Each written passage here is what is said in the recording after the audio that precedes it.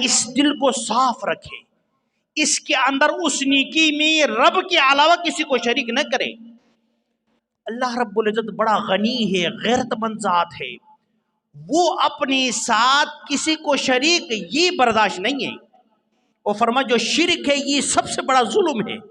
اگر ایک بندہ کوئی نیک کام کرتا ہے اور مقصد اس کا ہے کسی اور کو دکھانا رب کے علاوہ، تو اس بندے نے کسی اور کو رب کے ساتھ شریک کر دیا، اور رب العالمین کو یہ تو پسند نہیں ہے۔ شرک نام صرف یہ نہیں ہے کہ آپ بتوں کی عبادت کریں، آپ جناب سورج چاند کی عبادت کریں، آگ کی عبادت کریں، نہیں۔ علماء سے پوچھو، شرک صرف اسی کا نام نہیں ہے، بلکہ جس کو بھی اللہ کے ساتھ عبادات میں شریک کرو گے یہ شرک کے زمرے میں آتا ہے۔ ایک حدیث میں آتا ہے، فرمایا کچھ لوگ ایسے ہیں جو نماز پڑھتے ہیں نا، لیکن نماز پڑھ کے وہ مشرک بن جاتے ہیں۔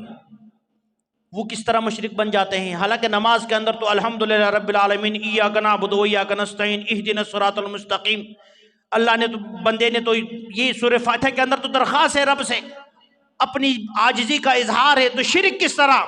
بھائی یہ نماز اس نے اس لیے پڑھا تاکہ یہ اگلا بندہ دیکھ کر کہے کہ یہ بھائی بڑا نمازی ہے، اس کا نماز بڑا خشوع و خضوع والا ہے۔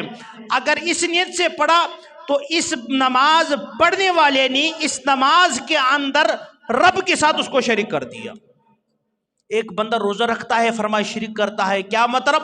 روزہ رکھا اس لیے تاکہ اگلا بندہ کہے یہ بندہ تو بڑا روزہ رکھنے والا بندہ ہے، بھائی اسے دعائیں مانگا کرے، یہ پوچھا ہوا سرکار ہے۔ شرک کر دیا، حج کر کے شرک کر دیا۔ نیت کس وجہ سے؟